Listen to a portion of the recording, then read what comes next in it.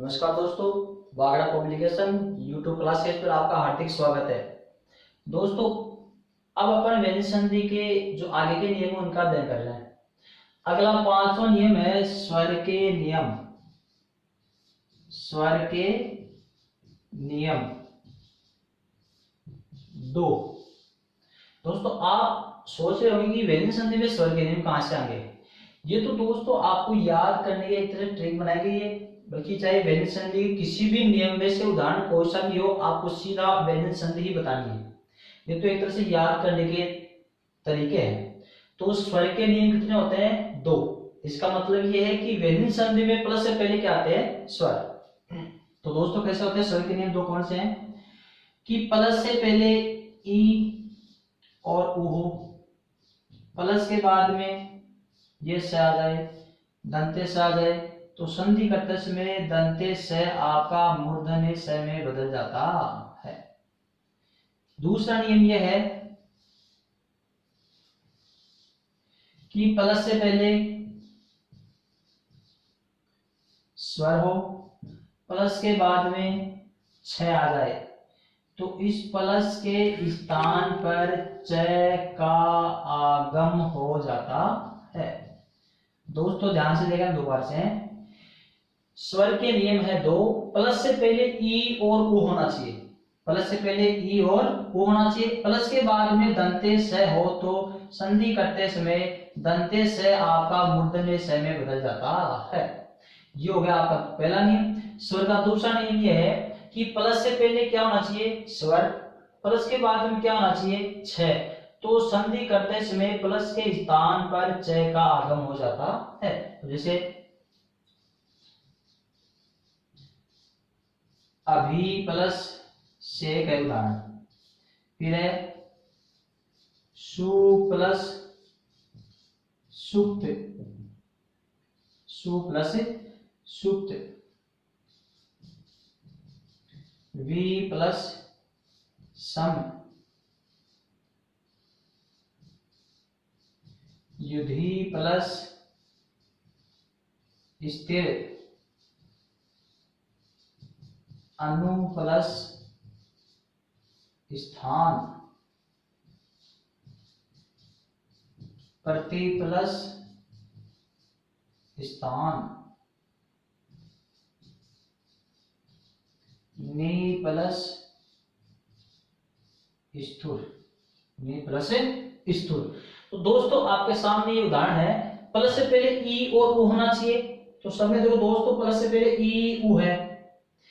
अच्छा, इसमें देखो विषय का उठाओ एक बार, ई और उ है, प्लस के बाद में क्या है? स दंते होना चाहिए। तो देखो दोस्तों दंते स है, चाहे स्वर सहित हो चाहे स्वर सहित रहित हो, कोई दिक्कत नहीं है।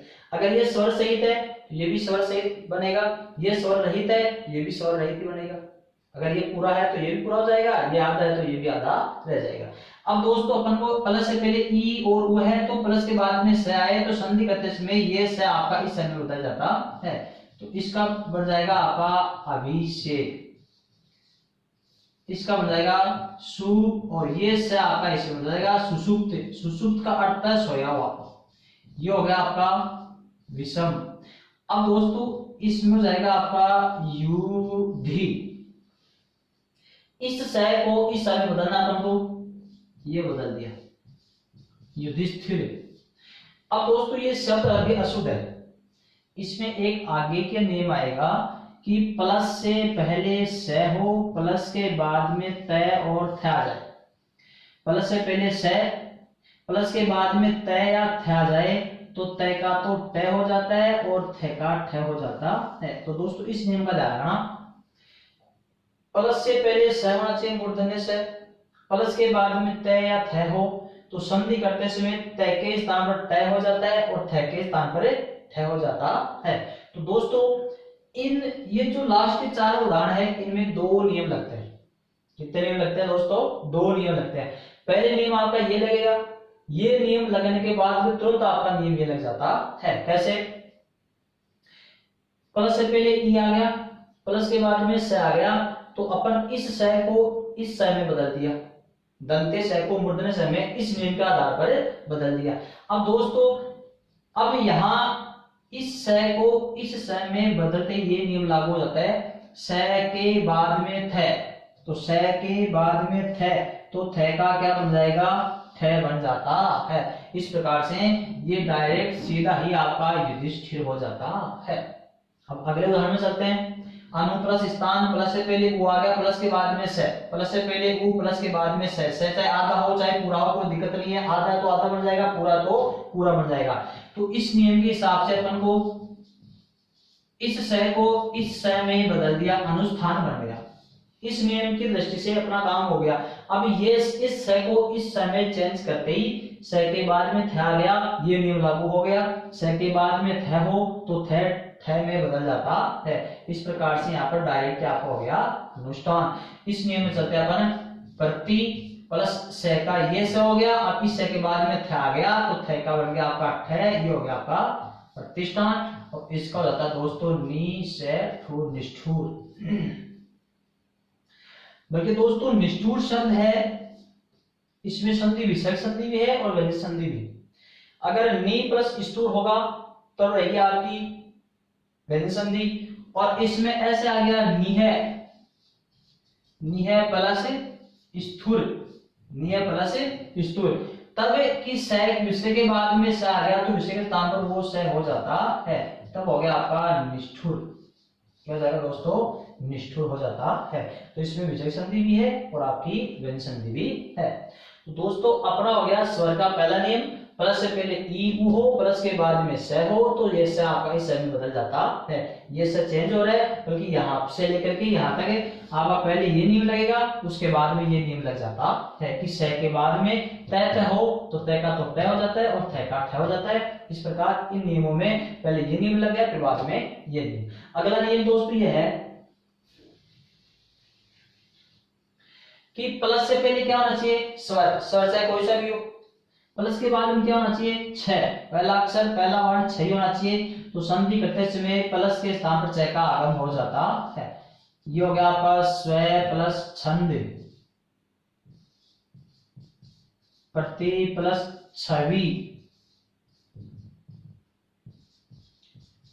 परि प्लस छेद, वृक्ष प्लस छाया,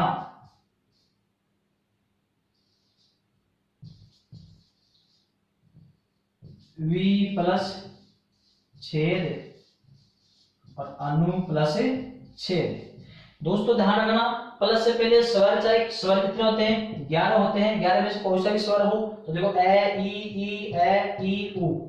प्लस के बाद में केवल क्या होना चाहिए, प्लस के बाद में छ होना चाहिए, तो प्लस के बाद में छ है। तो संधि करते समय प्लस के स्थान पर च का आगम हो जाता है। तो अपने यहाँ पर स्व प्लस छंद का क्या हो जाएगा, स्व छंद हो जाता है। इसका हो जाएगा आपका प्रति छवि, इसका हो जाएगा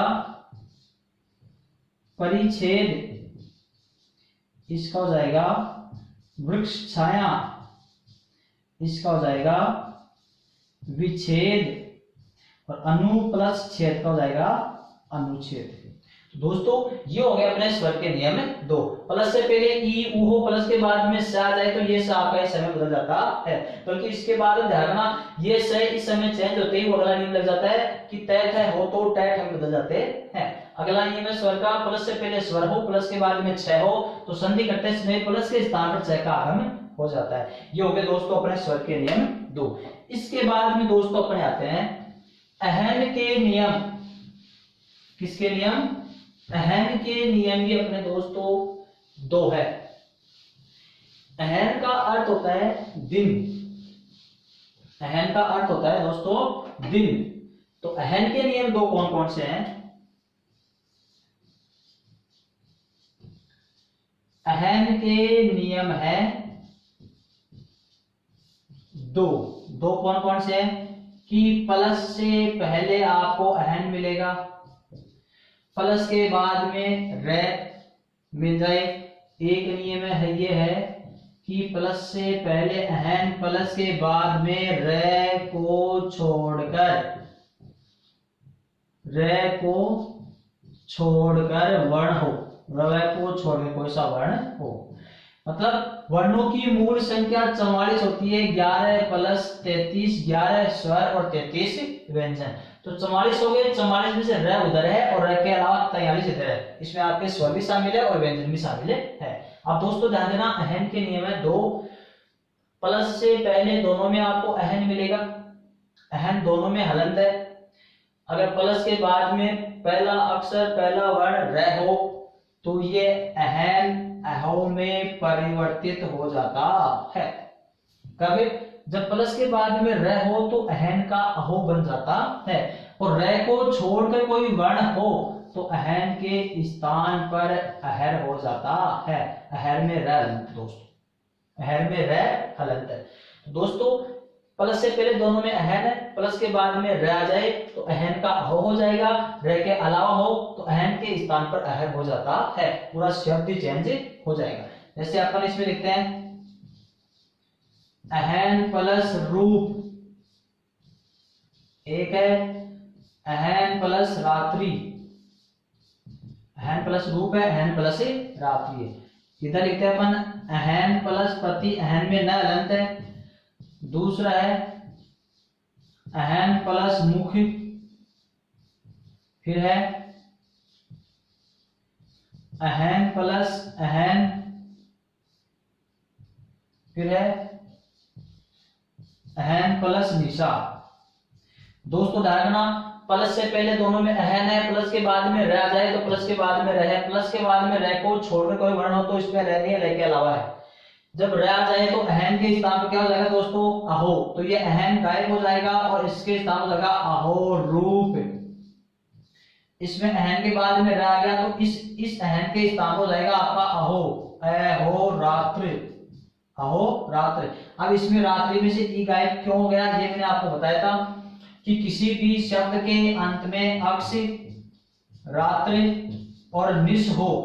दोस्तों ध्यान देना, अगर किसी भी शब्द के अंत में अक्ष, रात्र और निश हो तो इसमें रात्र आ गया तो संधि विच्छेद करते समय अक्ष का अक्ष हो जाता है, रात्र का रात्रि हो जाता है और निश का निशा हो जाता है। ये नियम मैंने आपको पहले बता दिया, पहले बता चुका हूं क्या, कि किसी भी शब्द के अंत में यहाँ पर अक्ष, रात्रि और निश हो। जैसे इसमें रात्र आ गया और इसमें अभी आएगा, इसको बनाएंगे तब, निश और अक्ष हो तो संधि विच्छेद करते समय अक्ष का अक्ष हो जाएगा, रात्रि का रात्रि हो जाएगा और निश का निशा हो जाता है। जैसे प्रत्यक्ष, अध्यक्ष, पुंडरीकाक्ष, सहस्राक्ष, तो इसमें अक्ष हो जाता है संधि विच्छेद करते समय। इसमें रात्र आ गया तो संधि विच्छेद करते समय रात्रि हो जाता है।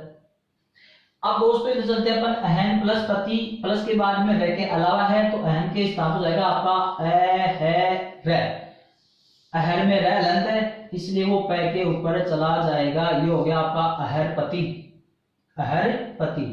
इस अहन का और अहर का, इस अहन का और इस अहो का अर्थ चारों का एक होता है दिन। अहन, अहो, अहर, इन चारों का अर्थ क्या होता है? दिन। तो ये दिन का पति स्वामी, अहर पति कौन हो गया दोस्तों? सूर्य। ये सूर्य का पर्यायवाची है। किसका पर्यायवाची है? सूर्य का।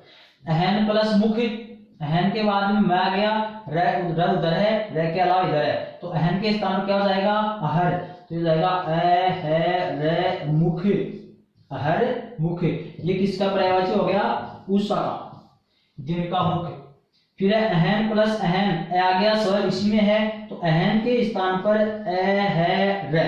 अब दोस्तों ध्यान रखना, इस अहन के स्थान पर अहर कर दिया, अहर अलंत कर दिया। अब आगे क्या है? स्वर है। इनमें तो आगे व्यंजन था इसलिए र ऊपर चला गया, इसमें आपका अ स्वर आ गया तो वो अ इस र में मिल गया, र पूरा हो गया तो ये हो गया आपका अहरन, अहरन। अहन के इस बाद में आ गया तो अहन के स्थान पर अहर हो गया तो इस अहन के स्थान पर र कर दिया। ये र हलंत होता है बल्कि पूरा इसलिए हो गया क्योंकि इसमें अ मिल गया तो ये हो गया अहरन, अहरन। बल्कि इसमें न हलंत है ये वाला तो ये न हलंत है तो इस न का लोप हो जाता है। न क्या हो जाएगा दोस्तों? लोप। तो ये बनेगा केवल अहर है। क्या बनेगा? अहर है। इसका संधि विच्छेद करोगे तो वापस अहन प्लस अहन ही लिखना पड़ेगा। जोड़ने के बाद में अहर बनेगा, न का लोप हो जाता है। अब अहन के बाद में न आ गया तो अहन के स्थान पर अहर बनेगा, अहर में र ऊपर चला गया। और ये दोस्तों ध्यान रखो, अगर शब्द के अंत में निस हो, शब्द के अंत में निस हो तो संधि विच्छेद करते समय निशा हो जाता है, इसको जोड़ोगे तो निशा का वापस निस लिखना पड़ता है। तो अहन के स्थान पर अहर हो गया और निशा का निस हो गया, ये हो गया अहर निस, अहर निस, दिन रात, दिन रात, अहन दिन निशानी रात में। तो दोस्तों ये हो गया आपके अहन के नियम 2। ध्यान देना, प्लस से पहले अहन है दोनों में, प्लस के बाद में र आ जाए तो अहन के स्थान पर अहो हो जाएगा, और र के अलावा कोई वर्ण हो तो अहन के स्थान पर अहर हो जाता है। ये नियम ध्यान रखना, किसी शब्द के अंत में अक्ष, रात्र और निश हो तो संधि विच्छेद करते समय अक्ष का अक्ष हो जाता है, रात्र का रात्रि हो जाता है और निश का निशा हो जाता है। तो दोस्तों अपने ये हो गए अहन के नियम 2। इसके बाद में है अपना दोस्तों व्यंजन संधि समाप्ति की ओर जा रही है, इसके 2 नियम और बच रहे हैं। अगला है का नियम। किसका नियम है दोस्तों? है का नियम।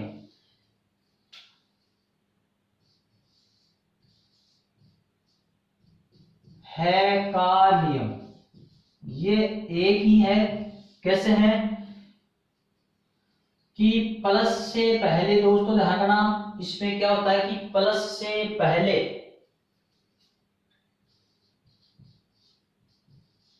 वर्ग का पहला वर्ण हो, वर्ग का पहला वर्ण, प्लस के बाद में अगर है आ जाए, केवल है ही होना चाहिए, तो ये पहला वर्ण अपने ही वर्ग का तीसरा, अपने ही वर्ग का तीसरा वर्ण हो जाता है। दोस्तों ध्यान रखना कि प्लस से पहले किसी भी वर्ग का पहला वर्ण होगा, प्लस के बाद में केवल है मिलेगा पहला वर्ण, तो ये पहला वर्ण तो अपने ही वर्ग का तीसरा वर्ण हो जाता है। और इस है के स्थान पर, इस है के स्थान पर इसी वर्ग का चौथा वर्ण हो जाता है। दोस्तों कौन सा हो जाता है? चौथा वर्ण, तीसरा यहां पर और चौथा यहां पर, इसी वर्ग का चौथा है के स्थान पर हो जाता है। जैसे ये पहला वर्ण आएगा क, च, ट, त और प, वर्ग का पहला वर्ण हो गया, प्लस के बाद में आपको है मिलेगा। तो ये तो पहला वर्ण अपने वर्ग का कौन से वर्ण हो जाएगा? तीसरे में। तो क का हो जाएगा ग, च का हो जाएगा ज, ट का ड, त का द और प का ब हो जाएगा। और इस है के स्थान पर इसी का चौथा वर्ण, अगर यहाँ पर ग होगा तो यहाँ पर घ हो जाएगा, यहाँ पर ज होगा तो यहाँ पर झ हो जाएगा, यहाँ पर द तो यहाँ पर ढ हो जाएगा, यहाँ पर द तो यहाँ पर दह और यहाँ पर वह हो जाता है।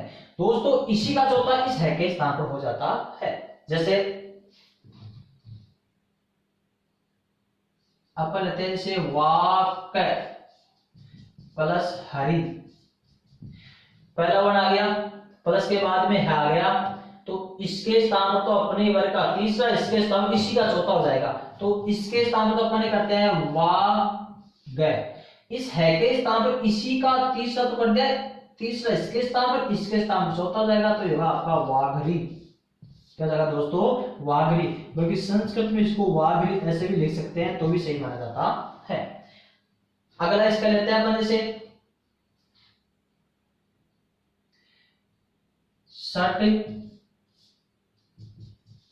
प्लस हार, सट प्लस हार, पहला वर्ण है, प्लस के बाद में है आ गया, तो इसका हो जाएगा दोस्तों ये तो अपने ही वर्ग का तीसरा हो जाएगा से ड, और इसके स्थान पर इसी का चौथा हो जाएगा, ये हो गया आपका सड्ढार। क्या हो गया दोस्तों? सड्ढार।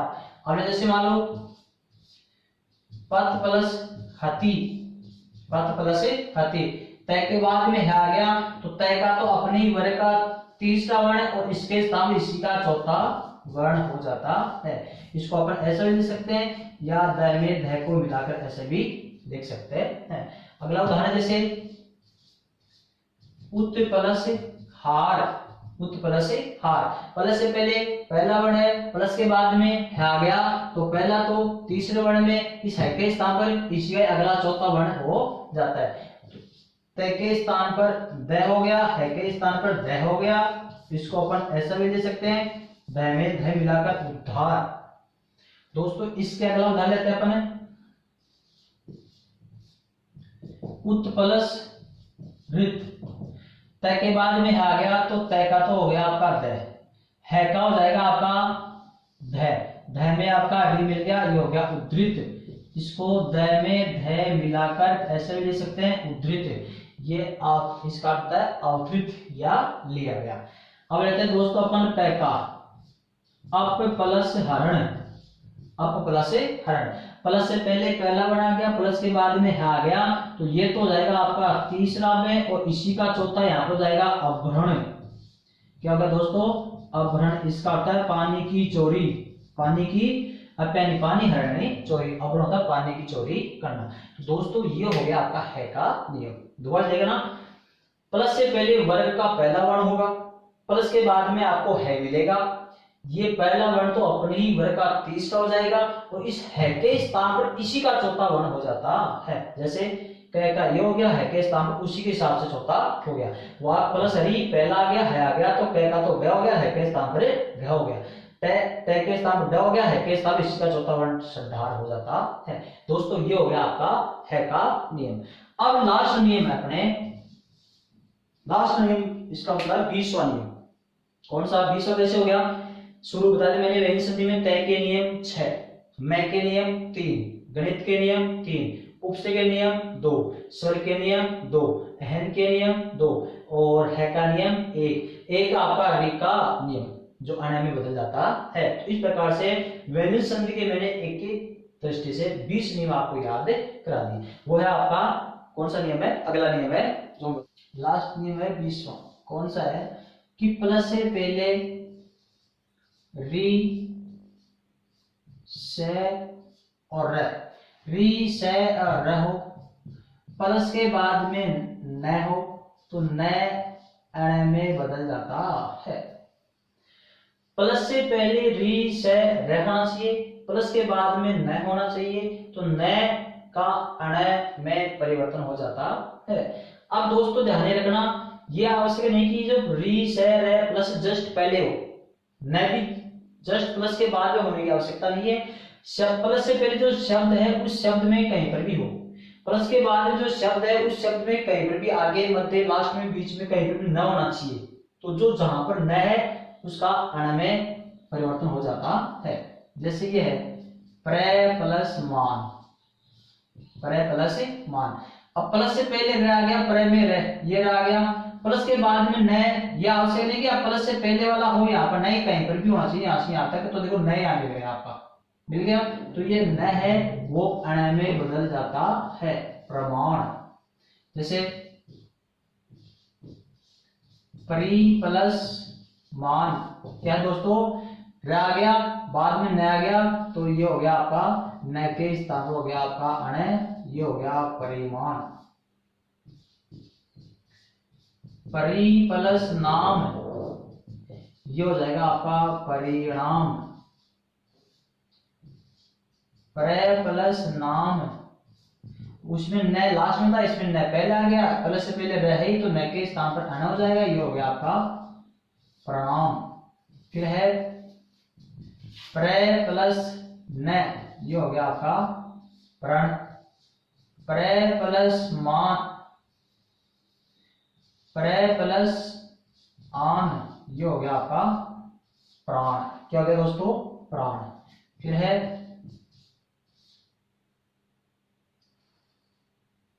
परि प्लस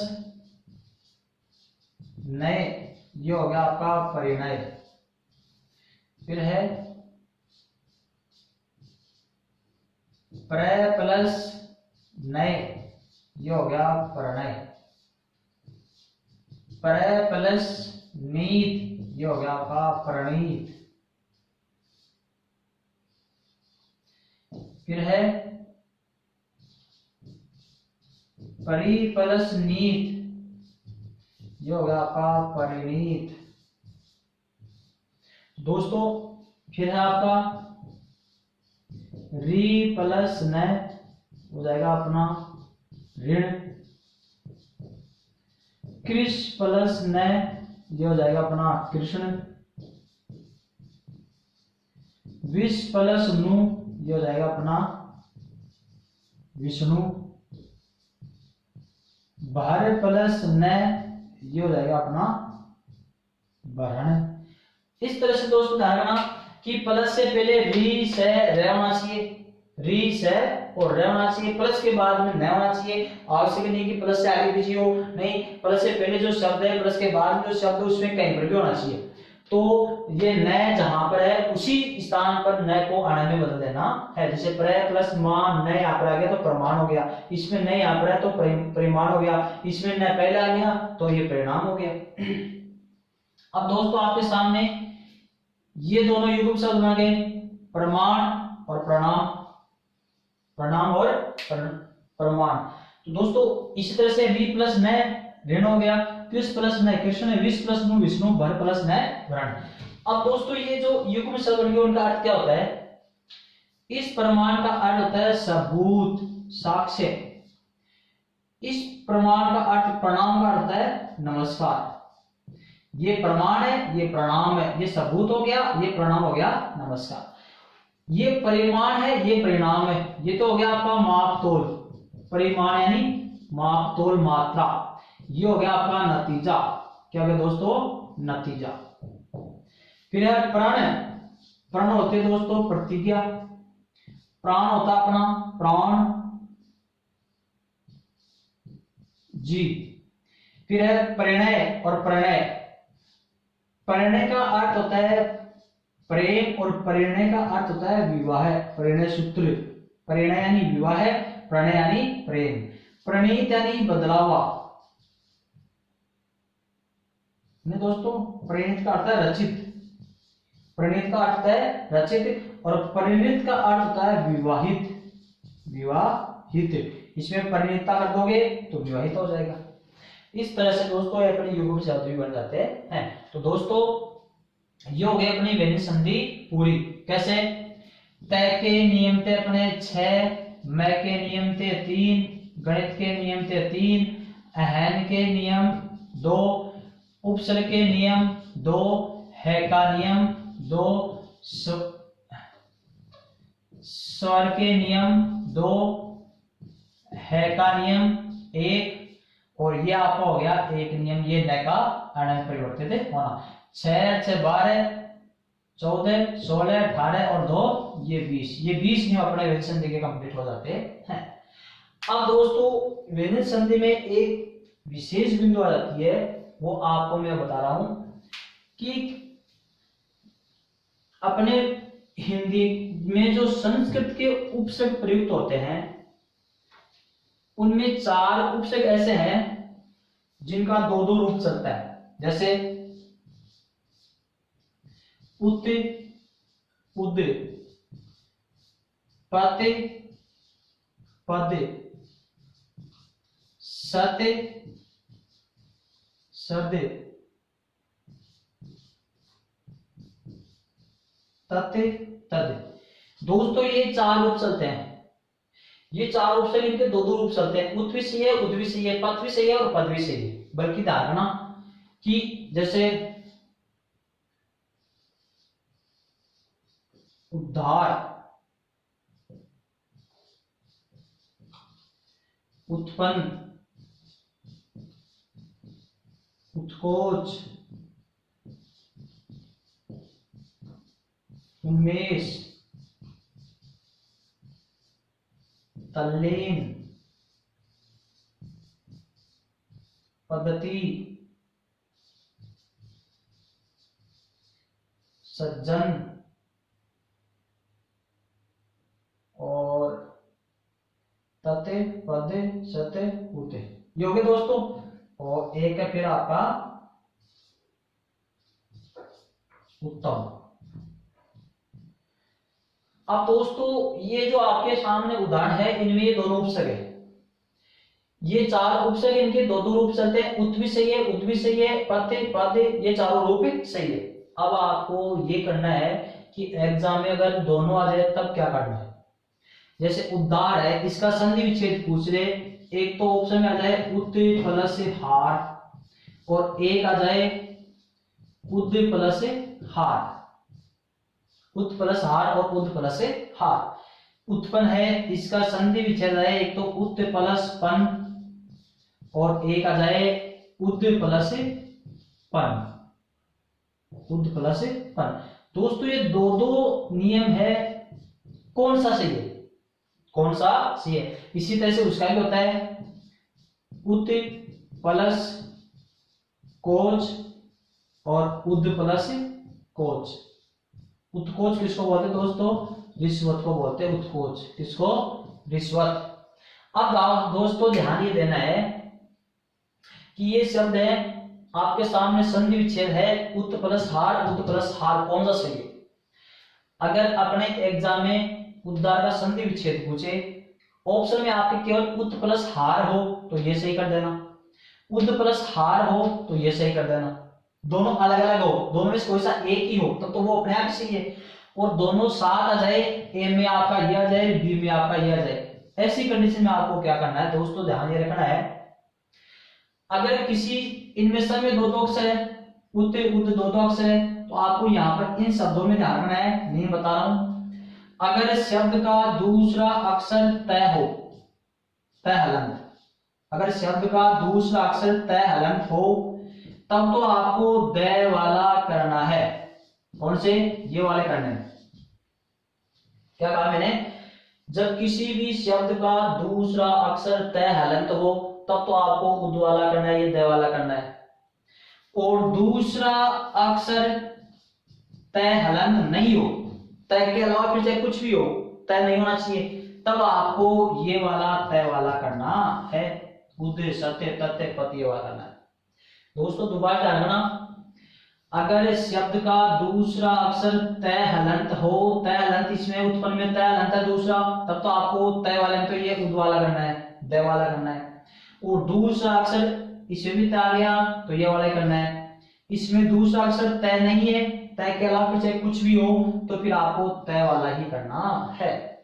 अगर दूसरा अक्षर तय हो तब तो ये दय वाले करना है, और तय नहीं हो तो आपको ये उत वाले तय वाले करने। तय हो तो दय वाला करना है, और तय नहीं हो तो फिर तय वाला ही करना है। कैसी कंडीशन में, जब ए और बी दोनों साथ कंडीशन में हो।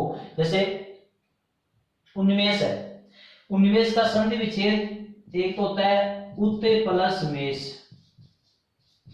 एक होता है उद प्लस मेष, उद प्लस मेष, और दोनों सही है, 100% दोनों सही है। बल्कि ध्यान रखना, अगर एग्जाम में प्रतियोगी परीक्षा में अकेला यही हो तो ये कर देना, अकेला ये आ जाए तो ये कर देना, दोनों साथ आ जाए ए और बी, तब आपको ध्यान रखना है कि दूसरा अक्षर अगर तय आ जाए तब तो दय वाला करना है, और यहाँ पर तय के अलावा और कुछ हो तो फिर तय वाला करना है। तो ऐसी कंडीशन में ए और बी में आपका इसका उत्तर रहेगा आपका सही ए। अब इसका होगा एक तो तथ्य प्लस लीन, और एक होगा तद प्लस लीन। तो इसमें देखो तय नहीं है तो आपका तत् प्लस लीन होगा। पद्धति में क्या होगा दोस्तों, पत प्लस हति, सज्जन में तय नहीं है तो सत प्लस जन, उत्तम में देखो तय आ गया तो इसका उत प्लस तम होगा, उद प्लस तम। दोस्तों इस चीज का ध्यान रखना कि अगर ये चार ऑप्शन के दो दो रूप है, अगर ऑप्शन में दोनों आ जाए तब आपको ध्यान रखना है कि दूसरा अक्षर अगर तय हो तो ये वाले करने हैं, तय नहीं हो तो फिर ये तय वाला करना है। दोस्तों इस प्रकार से अपनी व्यंजन संधि के जो 20 नियम है वो कंप्लीट होते हैं।